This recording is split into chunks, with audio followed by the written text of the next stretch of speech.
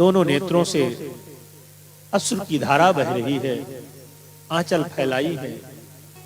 द्वारिकाधीश ने कहा, बुआ क्या बात है, जब रोने के दिन थे तब तो आपने नहीं रोया, और आज ये आपकी आंख में आंसू कैसे, क्या बात है? कुंती बुआ ने कहा, जब जब मैंने आपको पहचानने का प्रयास किया तो आपने माया का पर्दा डाल दिया, पर आज हमने अपनी आंखों से देख लिया है कि आप कौन हो। उत्तरा के गर्भ को सिवा परमात्मा की कोई बचा नहीं सकता था। नमस्ते पुरुषम त्वाद्यम मीश्वरम प्रकृतेः परम अलक्ष्यम सर्वभूतानां अंतर्बहिरे अवस्थितम माया जवनिका छन्नो मज्ञाधोक्षजमव्ययम् नालक्ष्य से मूढ़ दृशा नटो नाट्य धरो यथा। कुंती बुआ ने कहा, हे प्रभु, आज मैं अपने भतीजे को प्रणाम नहीं कर रही हूँ, मैं अपने सगे संबंधी को प्रणाम नहीं कर रही हूँ, मैं आज तो उस अविनाशी को प्रणाम कर रही हूँ जो अंदर भी है बाहर भी है। नमस्ते पुरुषम त्वाद्यम, नमस्ते पुरुषम त्वाद्यम ईश्वरम प्रकृते परम अलक्ष्यम सर्वभूतानां, जो सभी भूत प्राणियों के हृदय में अवस्थित रहता है, जो सबके हृदय में विराजमान रहता है, अंदर भी है बाहर भी है, उस दिव्य परमात्मा के चरणों में मैं प्रणाम कर रही हूं। नाथ, आज मैं आपकी माया में आने वाली नहीं हूं, या आप बुआ कह दोगे तो मैं आपको भतीजा मान लूंगी, क्योंकि हमेशा आप यही तो करते हो, आप बुआ कह करके भतीजे बन जाते हो। पर हे प्रभु, अब मैं आपके चरणों की दासी बन चुकी हूं, आपकी इस माया से मैं मोहित होने वाली नहीं हूं। हे कृष्ण, कृष्णाय वासुदेवाय देवकी नंदनाय च नंद गोप कुमाराय गोविंदाय नमो नमः। नमः पंकजनाभाय नमः पंकजमालिने नमः पंकजनेत्राय नमस्ते पंकजाग्रये। ऐसी दिव्य स्तुति कुंती बुआ ने किया। हे गोविंद, हे कमलवत नेत्रों वाले, जिनके नवकंज लोचन कंज मुख कर कंज पद कंजारो, जिनके नेत्र कमलवत है, चरण कमलवत है, मुख कमल के समान है, ऐसे प्रभु आपके चरणों में मैं बारंबार प्रणाम करती हूँ और आपसे कुछ मांगना चाहती हूँ, दोगे? गोविंद ने कहा, मांगो बुआ, हमेशा आप मुझे देती हो, आपने जीवन भर दिया है तो आप पहली बार मांग रही हो, मांग लो, आपको क्या चाहिए? ऐसी कौन वस्तु है जो आप मांगो और मैं दूंगा? कुंती बुआ ने कहा, नाथ, यदि सच में मुझे आप देना चाहते हो तो विपदा। कुंती बुआ ने कहा, प्रभु, यदि सच में आप मुझे देना चाहते हो तो विपत्तियां दे दो। द्वारिकाधीश ने कहा, बुआ, ये विपत्ति भी कोई मांगने की वस्तु है? दुनिया के लोग धन मांगते हैं, दौलत मांगते हैं, घर परिवार मांगते हैं, पत्नी मांगते हैं, पुत्र मांगते हैं, पर ये दुख भी कोई मांगता है? कहा, मुझे तो दुख ही चाहिए। क्यों? कुंती बुआ ने कहा कि प्रभु, मैंने देख लिया कि जिसके जीवन में दुख होता है तो उसके जीवन में आप रहते हो। जब तक मेरे जीवन में विपत्तियां थी तब तक आपने मेरा साथ नहीं छोड़ा। कुंती ने कहा कि सदैव आप मेरे पीछे पीछे चले हैं, और आज सुख के दिन आए, युधिष्ठिर राजा बन गए, तो आप जाने लगे द्वारिकापुरी। मुझे मालूम हो गया कि सुख के आते ही आप चले जाते हो, और दुख के दिनों में आप मेरे साथ रहते हो, इसलिए मेरे जीवन में आप दुख दे दो। वो दुख भी मेरे लिए सुख का अनुभव कराएगा, जिस दुख में आप मेरे साथ होगे। कहा हनुमंत विपत्ति प्रभु सोई, कहा हनुमंत विपत्ति प्रभु सोई। कहा हनुमंत विपत्ति प्रभु सोई, जीवन में विपत्ति क्या है? तो कहते हैं कि भूखे रह जाना, घर द्वार छूट जाना, पत्नी पुत्र परिवार छूट जाना, ये विपत्ति नहीं है। सबसे बड़ी जीवन की विपत्ति है जिस क्षण भगवान का नाम विस्मरण हो जाए। ये जीवन की सबसे बड़ी विपत्ति। जप तप सुमिरन भजन न होई, जब भगवान से विमुख हो जाए प्राणी तो समझना कि जीवन की सबसे बड़ी विपत्ति। कुंती बुआ ने कहा, विपदा संतुनः सस्वतत् तत्र जगत गुरो, भवतो दर्शनम यत् स्यात् न पुनर्भव दर्शनम। और भगवान ने कहा, मैं समझ गया बुआ जी आप चाहती क्या है, आप मेरा सानिध्य चाहती है। तो भगवान जा रहे थे द्वारिकापुरी, तो द्वारिका की यात्रा को स्थगित कर दिया, रुक गए। पांडवों से अति स्नेह था श्री कृष्ण का, कई कई महीनों रुक जाते थे तो रुक गए। तो जब रुके ही है तो सोचा कि बड़े भैया युधिष्ठिर से कुछ सत्संग कर लेते हैं। तो जब धर्मराज युधिष्ठिर के कक्ष में श्री कृष्ण गए तो देखा क्या कि युधिष्ठिर तो पहले ही से शोक में डूबे, बड़े बड़े आंसू बहा रहे थे, रुदन कर रहे थे। एकांत में बैठे महाराज युधिष्ठिर, द्वारिकाधीश ने पूछा क्या बात है बड़े भैया, आप शोक संतप्त हैं? अरे अब तो हंसने के दिन है, आप राजा हो, अब क्यों रो रहे हो? जब रोने के दिन थे तब तो आपने बड़ा धैर्य दिखाया और आज रो रहे हो आप। कहा हां केशव, इस राज्य का जब मैं भ्रमण करता हूं, राज्य के उन घरों को देखता हूं जो शमशान की तरह है, वीरान पड़े हुए हैं, तो मेरी आत्मा में बड़ा कष्ट होता है। मुझे लगता है कि इन घरों को शमशान हमने बनाया है। उन माताओं के मांग की ओर देखता हूं जिनके मांग का सिंदूर जड़ा हुआ है, तब मुझे असहनीय वेदना होती है गोविंद। बार बार मेरे मन में ख्याल आता है कि बहनों के मांग का सिंदूर उजाड़ने वाला मैं हूं इस राज्य के लिए। न जाने कितनी माताओं की गोदी सूनी कर दी हमने इस राज्य के लिए, जो एक दिन छूट जाएगा।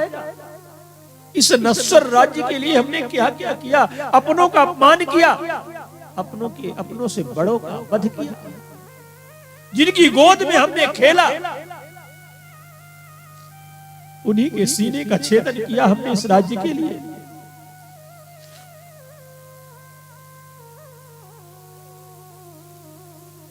बहुत समझाया द्वारिकाधीश कृष्ण ने, पर बात समझ में नहीं आई, क्योंकि श्री कृष्ण को अपना मानते हैं, सगा संबंधी मानते हैं पांडव। तो घर का व्यक्ति कोई उपदेश करे, भले ज्ञानी है, वो बात नहीं बैठती हृदय में, और वही बात कोई दूर का व्यक्ति आके समझा दे तो बात समझ में आ जाती है।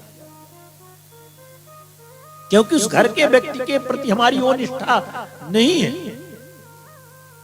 तो द्वारिकाधीश कृष्ण को अपना घर का व्यक्ति समझ रहे हैं पांडव, तो बात समझ में नहीं आई। तब सबको रथ में बैठाया, कहा सब लोग अपना अपना रथ तैयार करिए और चलिए, कुरुवंश का सूर अस्ताचल की ओर जाने वाला है। पितामह भीष्म बाणों की सैया में पड़े हैं, कहीं ऐसा ना हो कि इनके प्राण निकल जाएं और आप लोग उस ज्ञान से वंचित रह जाओ जो पितामह भीष्म के पास है। पांडवों को लिया, कुंती को लिया, द्रौपदी को लिया, सब रथ में सवार हुए और सब पहुंचे कुरुक्षेत्र की पावन भूमि में।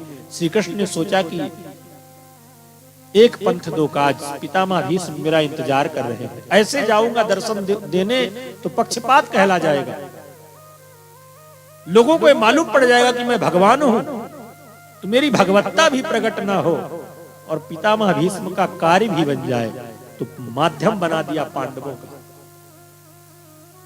सब कुछ करने कराने वाले तो श्री कृष्ण हैं, पांडवों को माध्यम बनाया। पहुंच गए पितामह भीष्म के पास, रथ की गड़गड़ाहट से पूरा कुरुक्षेत्र गुंजायमान हो गया। दृष्टि को घुमा करके पितामह भीष्म ने देखा कि मोर पंख वाला आ गया। सदैव देवो भगवान प्रतीक्षता। पितामह भीष्म ने कहा कि हे गोविंद, हे माधव, हे प्यारे, आप आ ही गए हो, अति कृपा है आपकी, बस एक काम और कर दो। जब आ ही गए हो तो एक काम और कर दो। कहिए। पितामह कहते सदैव देवो भगवान प्रतीक्षताम कलेवरम वा यदिदम हीनोम्यहम् प्रसन्नहासारुण लोचनो लसन मुखाम्बुजो ध्यान पथश्चतुर्भुजा। सदैव देवो भगवान प्रतीक्षताम। हे गोविंद, आप आ ही गए हो तो इसी प्रकार से आप खड़े खड़े दर्शन देते रहिए। आप तब तक मेरी प्रतीक्षा करिए जब तक मैं हिनोम्यहम् न त्यजामि, जब तक मैं शरीर का त्याग ना कर दूं, मेरे शरीर से प्राण ना निकल जाए, तब तक आप ऐसे ही खड़े खड़े दर्शन देते रहिए। प्रभु ने सोचा कि इनको तो इच्छा मृत्यु का वरदान है, ऐसे कब तक खड़ा रहना पड़ेगा, पता नहीं कब तक में शरीर छोड़ेंगे। थोड़ा चिंतित हुए तो पितामह भीष्म ने कहा, गोविंद, एक कुम्हलाया हुआ मुखमंडल का दर्शन में नहीं करना चाहता मरते समय, तो कैसा चाहते हैं? कहते हैं प्रसन्न हासा रुणलोचनो लसन मुखाम्बुजो ध्यान पथश्चतुर्भुजा। मुखाम्बुजो ध्यान पथश्चतुर्भुजा। प्रसन्न हासा, बिल्कुल प्रसन्नता भरा मुखमंडल का दर्शन मैं करना चाहता हूं। पीतांबरी कसी हो छवि मन में यह बसी हो, होठों में कुछ हंसी हो जब प्राण तन से निकले। इतना तो करना स्वामी जब प्राण तन से निकले। श्री गंगा जी का तट हो, यमुना का बंसी बट हो, मेरा सावरा निकट हो जब प्राण तन से निकले। इतना तो करना स्वामी जब प्राण तन से निकले। पितामह भीष्म ने कहा, बस ऐसे दर्शन देते रहना। द्वारिकाधीश ने कहा, ठीक है, पर इसके पूर्व आप शरीर छोड़े, इसके पूर्व इन पांडवों को कुछ उपदेश करिए, ये मोह ग्रसित हैं। धर्मराज युधिष्ठिर ने बहुत सारे प्रश्न किया और पितामह भीष्म ने दान धर्मान राज धर्मान मोक्ष धर्मान विभाग सह स्त्री धर्मान भगवत धर्मान समास अभ्यास योग्यता। राज धर्म, दान धर्म, स्त्री धर्म, भगवत धर्म, तमाम धर्मों के विषय में कुछ समास विधि से, कुछ व्यास विधि से उपदेश दिया। पांडवों के मोह को दूर किया और कहा कि गोविंद, अब मेरे जाने का समय आ गया है। मैं जाने के पूर्व मैं चाहता हूं कि निश्चिंत होकर के मैं इस संसार से जाऊं। तो मेरे जीवन में एक चिंता है, उस चिंता को भी समाप्त करिए, फिर मैं जाऊं। कौन सी चिंता है? तो कहा, मेरे जीवन में एक बेटी है, उस बेटी के हाथ पीले और हो जाए फिर चला जाओ। बेटी, अरे आप तो अखंड ब्रह्मचारी हैं, फिर बेटी कैसी? कहा है, और उस बेटी के लायक पति हो तो आप कौन बेटी है? इतिमति रूप कल्पिता वितृष्णा। कितना बढ़िया पितामह भीष्म पुष्पिताग्रा छंद में स्तुति करते हैं। 11 श्लोकों में स्तुति किया। इतिमति रूप कल्पिता वितृष्णा भगवत सात्वत पुंगवे भूम्नि स्वसुखमुपगते क्वचित विहर्तुम प्रकृति मुपेयसु यद भव प्रभा त्रिभुवन कमनम तमाल वर्णम रवि कर गौरवराम्बरम दधाने बपुरलक कुलावृतान नामजम विजय सखेरतिरस्तु मेन वद्या युधितुरग रजो विधोम्र विश्वक कचलुलित समवार अलंकृतास्वे मम निशित सरैर्विभद्यमाना त्वच विलसत कवचेषु कृष्ण आत्मा सपदि सखी बचो निसम्म मध्ये निज परयोर अलयोरथम निवेशु स्थितवत परसह निकाय रक्षणा रतवति पार्थ सखेरतिर ममास्तु ललित गति विलास बल गुहास इत्यादि कह करके 11 श्लोकों में स्तुति किया। कहते जो मेरी मति रूपी बुद्धि रूपी बेटी है, इस बुद्धि रूपी बेटी का विवाह मैं आपके साथ करना चाहता हूं। और जब बुद्धि का वर्ण आप कर लेते हो, बुद्धि के पति आप बन जाते हो, तो फिर उसकी बुद्धि कभी कुमार्ग में नहीं जाती। बुद्धि का वर्ण भगवान के साथ कर दीजिए तो हमेशा हमारी बुद्धि भगवत चरणों में लगी रहेगी। क्योंकि ये बुद्धि भ्रमित होती रहती है। तो पितामह भीष्म कह रहे हैं कि इतिमति रूप कल्पिता वितृष्णा सुतवित लोक ईसना तीनी कही कह मति इन कृत न मलिनी। 3 प्रकार की आश्रय मानव के जीवन में होती। सुतवित लोक, सुतवित और लोक की चाहना, पुत्र धन और वैभव, संसार में यश मिले। स्त्री में मन लगता है तो ऐसा कौन व्यक्ति है जिसका मन इनमें न लग जाए, इनकी ओर न जाए। कहीं कह मत इन कृत न मलिनी। तो भगवान आप कृपा करिए, मैं जाते जाते इस चिंता से भी निश्चिंत होना चाहता हूं। मेरा मन आपके चरणों में लगा रहे, मेरी बुद्धि का वर्ण करिए। कहा क्यों? संसार में और सारे वर हैं, बहुत सारे, क्या मैं ही हूं? कहा हर पिता चाहता कि मेरी पुत्री को सुंदर वर मिले, तो आप सर्वश्रेष्ठ हैं। त्रिभुवन कमनम तमाल वर्णम रविकर गौरवराम्बरम दधाने। आप त्रिभुवन कमनीय हैं, आपसे सुंदर इस धरती में ना हुआ है ना होगा। हे नाथ, मुझे वो दिन याद आ रहा है जब मेरे तरकस से निकल करके बाण आपके वक्षस्थल का भेदन कर दिया था। आपका हृदय, आपका सीना लोहू लुहान हो गया था। रथ का पहिया टूट गया, अर्जुन थर्रा गए, धरती कांपने लगी, अर्जुन गिड़गिड़ाने लगे। अर्जुन की ऐसी दशा को देख करके आपने, सबकी दृष्टि में तो अर्जुन को बचाने के लिए दौड़े थे, और उसे मैं जानता हूं कि आपने मेरी प्रतिज्ञा को बचाने के लिए रथ का पहिया उठाया। उस समय आप ऐसे दौड़ रहे थे रथ का पहिया लेकर के जैसे कोई सिंह हाथी पर आक्रमण करे, इसी प्रकार से आप लग रहे थे। पर आपके अंदर तो करुणा छुपी हुई थी। उसी में मेरा मन लगा रहे। हे नाथ,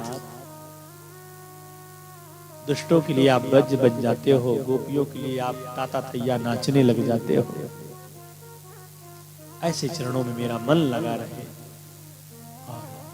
इतना कहते कहते पितामह भीष्म की वाणी शांत हो गई। दिव्य तेज निकला। सर्वे बभूवुस्तु तूष्णीम बयानसीम दिनातये। जैसे दिन के अंत हो जाने पर धीरे धीरे पक्षियों का कलरव समाप्त हो जाता है, इसी प्रकार से पितामह भीष्म की वाणी शांत हुई और दिव्य ज्योति निकली, भगवान श्री कृष्ण के चरणों में समाहित हो गई। दुंदुभियां बजने लगी, नगाड़े अपने आप बजने लगे, आकाश से पुष्पों की वर्षा होने लगी। तत्त दुंदुभियो नेदुर देवता मानव वादिता, वाद यंत्र बजने लगे, जय जयकार किया। ऐसा महाप्रयाण पितामह भीष्म का हुआ। इस धरती में उस समय के सर्वश्रेष्ठ धर्मध्वजी थे पितामह भीष्म। महाप्रयाण हो गया, अंत्येष्टि क्रिया संपन्न हुई और सब अपने अपने घर को गए। द्वारिकाधीश श्री कृष्ण भी द्वारिकापुरी के लिए जाते